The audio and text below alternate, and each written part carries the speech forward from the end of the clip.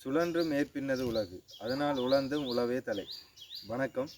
இன்றைக்கு தக்காளி சம்மந்தமாக பார்க்க போகிறோம். ரைட், தக்காளியில் ஏற்கனவே காட்டியிருப்பேன். இந்த தக்காளியில் கீழே இருக்கக்கூடிய இலைகள் இருக்குது தானே, கீழே இருக்கக்கூடிய இலைகளை உடைச்சி விடணும். என்னென்னு சொன்னால் கீழே இருக்கக்கூடிய இலைகளில் மண்படும். சரியா, இது திரும்ப நான் வச்சுருந்ததில் திரும்ப வளர்ந்துருந்த கண்டுகள்.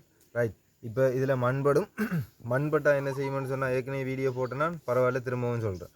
மண்பட்டா என்ன செய்யும்னு சொன்னால் ஃபங்கஸ் சம்மந்தமான நோய்கள் வரும். இந்த இலைகள் அழுகிறனால ஃபங்கஸ் சம்மந்தமான நோய்கள் வரும். ரைட், அப்போ இந்த இலைகளை உடைச்சிடணும். உடைச்சி இலையில் தோட்டத்தில் வைக்கக்கூடாது.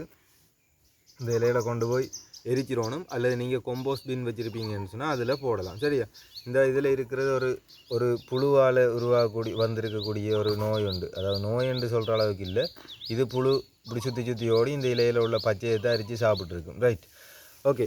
அந்த நோய் இது பிரச்சனை இல்லை, நீங்கள் கொம்போஸ்ட்டுக்கு போடலாம். ஆனால் வைரஸ் நோய் வந்திருந்தேன்னு சொன்னால் நீங்கள் அதை கொம்போஸ்ட்டுக்கு பாவிக்கக்கூடாது. சரி, இப்போ இன்னொரு விஷயம் பார்க்க போகிறோம்.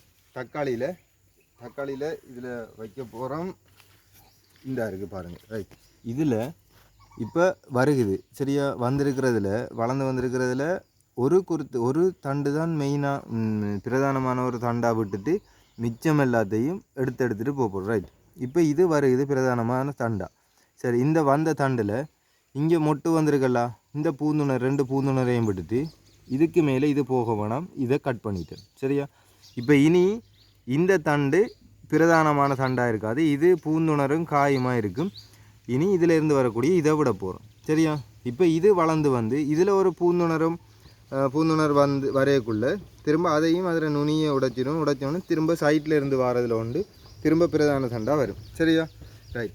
அப்போ அப்படித்தான் இதை வளர்க்கணும். ரைட், இது உங்களுக்கு தெரிஞ்சிட்டேன்னு நினைக்கிறேன்.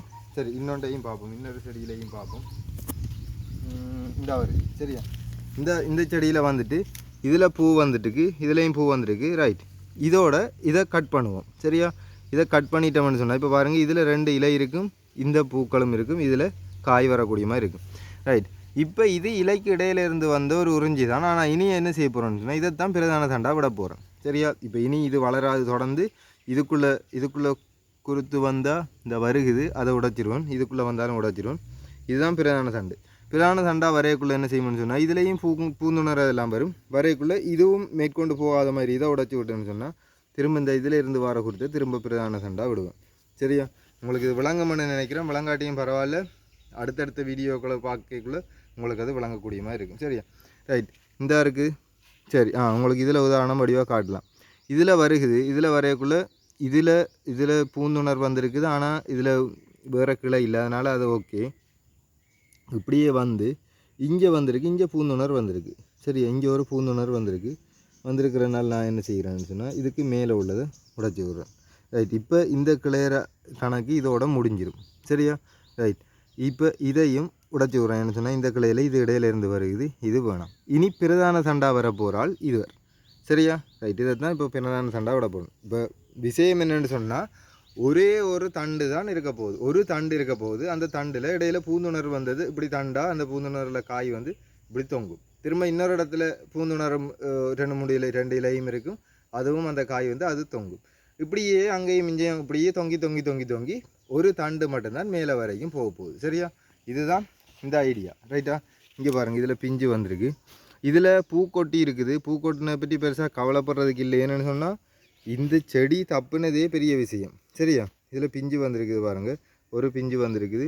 பரவாயில்ல, இதில் பிஞ்சு இப்போ இல்லாட்டி கூட பரவாயில்ல, ஆனால் பிஞ்சு வந்திருக்கிறதால இது பெரிய விஷயம் தான். ரைட், இந்த செடி தப்புனதே பெரிய விஷயம். இங்கே பாருங்கள், இதில் விட்டுருக்குறோம் பாருங்கள், இது இப்போ இப்படியே தொங்கி வந்துடும். சரியா, இது இப்படியே தொங்கி கீழே போயிடும். ரைட், கீழே போய் அதில் காய் கிடக்கும். திரும்ப இது வளர்ந்து வருகுது. வளர்ந்து வரைக்குள்ளே இதில் இருக்குது தானுங்க, இந்த இதில் 2 இடத்துல பூ இருக்குது. ரைட், இதுக்கு மேலே இதில் பூந்துணர் தான் இருக்குது, இதில் மேலே தொடர்ச்சியாக வளர இல்லை, இருந்தாலும் இவ்வளவும் காணும். சரியா, 2 பூந்துணர் காணும். இதில் இருந்து வர பூவோட இதுவும் முடிஞ்சு இதுவும் சைட்டால் வந்துடுது. பிறகு இனி இவர் தான் மெயினாக வருது. சரியா, இதுதான் பிரதான சண்டா வந்து இதில் வளர்ந்து கண்டு இருக்க போகுது. சரியா, இப்போ இது பிரதான சண்டா வளர்ந்து கண்டு வரையக்குள்ளே திரும்ப இதையும் உடைச்சிருவன், இடையிலிருந்து வர திரும்ப இன்னொன்று தான் இதில் பிரதான சண்டா விடக்கூடிய மாதிரி இருக்கும். சரியா, ரைட். உங்களுக்கு நான் சொல்ல வந்த விஷயம் இதுதான். இதை பார்த்துட்டீங்க தானே. உங்களுக்கு இந்த வீடியோ உங்களுக்கு பிடிச்சிருந்தேன்னு சொன்னால் சேனலில் இருக்கிற எல்லா வீடியோவும் உங்களுக்கு பிடிச்சிருக்கும். அதனால் நீங்கள் சேனலில் உள்ள எல்லா வீடியோவையும் பாருங்கள், உங்களுக்கு பிரயோசனமாக இருக்கும். நன்றி, வணக்கம்.